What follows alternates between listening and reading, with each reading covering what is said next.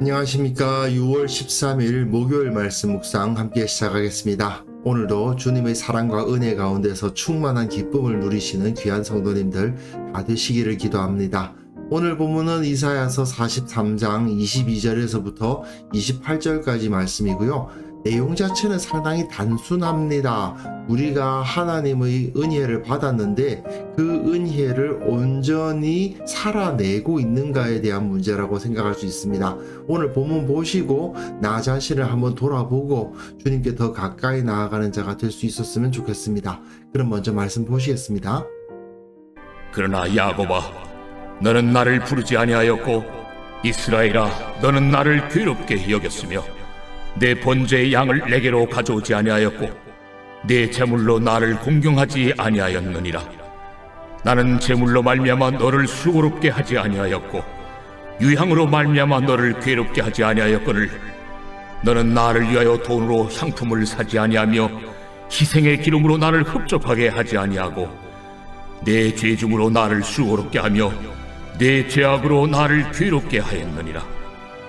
나 곧 나는 나를 위하여 내 허물을 도말하는 자니 내 죄를 기억하지 아니하리라. 너는 나에게 기억이 나게 하라. 우리가 함께 변론하자. 너는 말하여 내가 의로움을 나타내라. 내 시조가 범죄하였고 너의 교사들이 나를 배반하였나니 그러므로 내가 성소의 어른들을 욕되게 하며 야곱이 진멸당하도록 내어주며 이스라엘이 비방거리가 되게 하리라. 하나님께서 그 백성들을 용서하시는데 문제는 그 이스라엘이 용서를 받을 만한 자격이 있느냐의 문제가 나타나는 거죠. 제가 어제도 말씀드렸습니다마는 고레스를 여호와의 종으로 세우시기 위해서 여러 가지 미리 이야기를 하시는데 이스라엘이라고 해서 정말 하나님의 종이 될 만한 자격이 있느냐? 사실은 누가 여호와의 종이 되더라도 하나님의 뜻에 의해서 세우면 그 사람이 여호와의 종이 되는 거지 이스라엘 사람 중에서 세워져야 된다.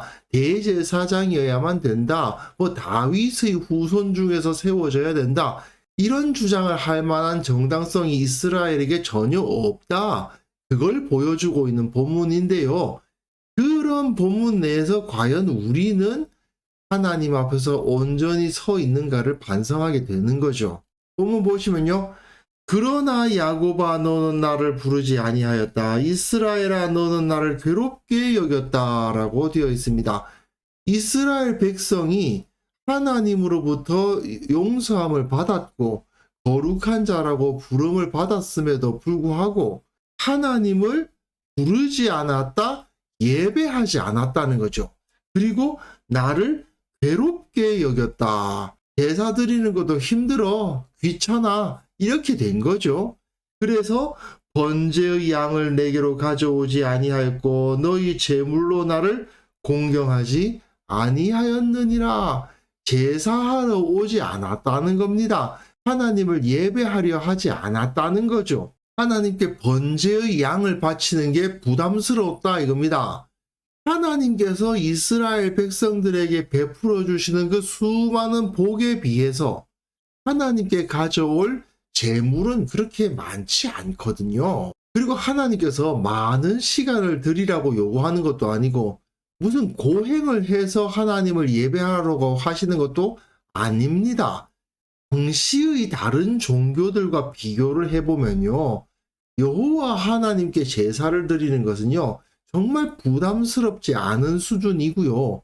또 그 가운데 규정들이 다 만들어져 있어서 가난한 사람이 제물을 구하지 못할 정도가 되면 어떻게 하라는 것까지 다 나와 있잖아요.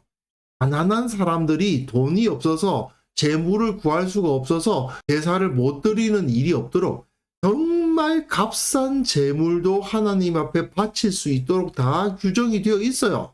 그러니까 하나님께서는 제물로 말미암아 너를 수고롭게 하지 아니하였고 유향으로 말미암아 너를 괴롭게 하지 아니하였다.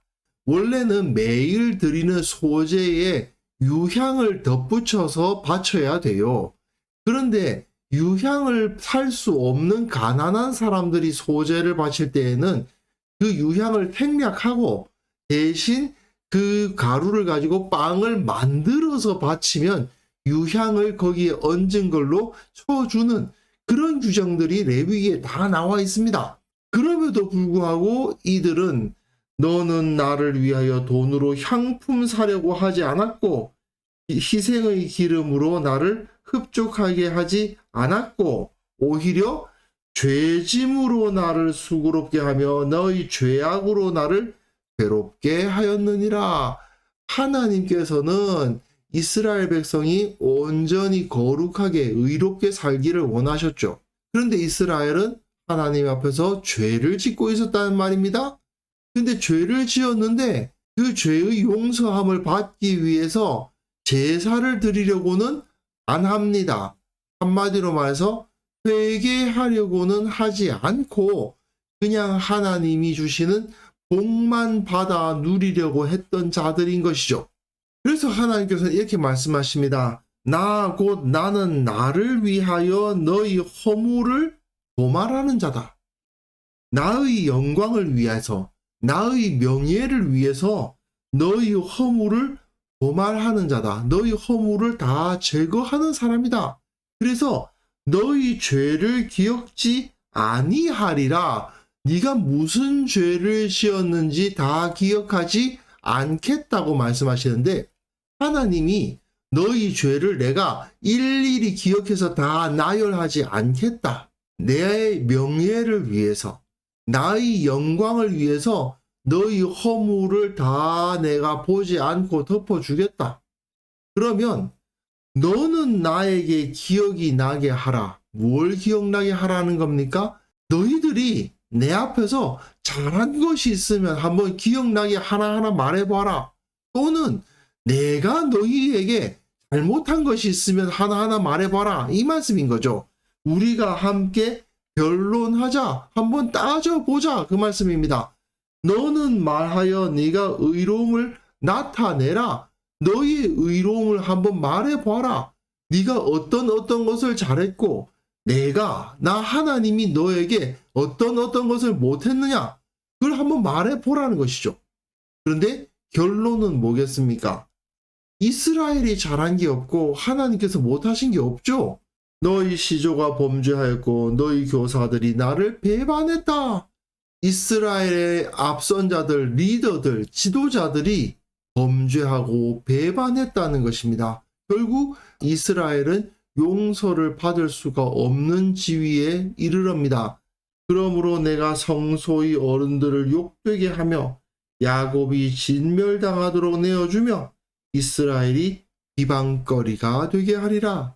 결국 하나님은 그 백성을 치신다는 것이죠. 70년간의 노예 생활을 하게 하셨고 그 이외에도 여러 가지 모습으로 자기 백성들을 치셔서 바로 잡으시겠다고 말씀을 하시는 겁니다. 이것을 보면 이스라엘이 유다가 하나님의 종이 되고 하나님의 손에 들려서 쓰임받을 만한 자격이 있느냐? 없죠. 그러니 결론은 이방 나라의 왕이었던 페르시아의 왕 고레스가 여호와의 종이 될 만한 자격이 있다. 차라리 이스라엘 너희들보다 더 낫다 하는 것을 보여주기 위한 이야기가 지금까지 계속 이어져 내려오고 있는 겁니다. 다만 이것을 통해서 우리는 내가 정말 하나님의 백성으로서 택함을 받았다면 마땅히 하나님께 온전한 예배를 드리려고 노력하고 하나님 앞에서 의로운 삶을 살려고 노력해야 되는데 나는 정말 그렇게 하고 있는지를 돌아보아야 되겠죠. 사실은 점점 더 예배를 올바로 드려야 된다는 가르침이 사라져 가고 있는 것이 아닌가 생각됩니다. 팬데믹 기간을 거치면서 함께 모여서 예배하는 것이 흐려지다 보니까 아이고 뭐 그때 온라인으로 예배 드려도 은혜 받을 거 다 받았는데 뭘 굳이 이런 식으로 생각하는 경우도 많이 있는 것 같고요. 점점 더 이 예배라는 거 꼭 해야 돼? 교회 생활 꼭 해야 돼? 성경 공부 꼭 해야 돼? 이렇게 생각하시는 분들도 많이 생기는 것 같습니다. 하지만요, 하나님의 백성으로서 택하심을 받았다는 것은 완전히 하나의 기득권으로서 내가 소유한 것이라고만 여길 수는 없다는 것을 우리는 기억해야만 됩니다. 그저 이것은 나의 기득권이야, 나의 특권이야, 난 하나님의 백성이고 난 예수님 믿었으니까 천국 갈 거야, 이런 식으로만 생각하고 있고 그에 대해서 온전한 영광을 주님께 돌리지도 않고 합당한 삶을 살지도 않는다면 주님으로부터 버림당할 수도 있다는 거 기억해야 됩니다. 물론 하나님께서는 우리를 영원히 버리시지는 않겠죠. 하지만 이스라엘에게 70년의 포로 생활을 겪게 하셨던 것처럼 우리에게 어떤 모습으로든지 징계하시고 우리가 회개하지 않을 수 없도록 몰아가실 수도 있다는 거 우리는 반드시 기억해야만 됩니다. 우리가 하나님으로부터 은혜를 입었다면 당연히 감사를 표해야 되지 않겠습니까? 그리고 당연히 주님께서 원하시는 삶을 살아야 되지 않겠습니까? 그런데 그러지 못하고 아유 귀찮아, 너무 번거로워, 꼭 이렇게 헌금해야 돼? 꼭 저기 가야 돼? 이런 생각으로 주님으로부터 내 영혼이 멀어져 가고 있는 것은 아닌지 돌아보고 진지하게 나 자신이 주님께 더 가까이 나가기 위해서 최선을 다해야 될 것입니다. 그래서 이 시간 함께 기도하실 때에는요, 구원받은 자답게 온전한 예배를 드리고 이 세상 가운데서 죄에 대해서 민감하여 언제나 회개하게 하시고 또한 이 세상에서 온전히 의로운 삶을 살아가게 하옵소서. 함께 기도하는 시간 가졌으면 합니다.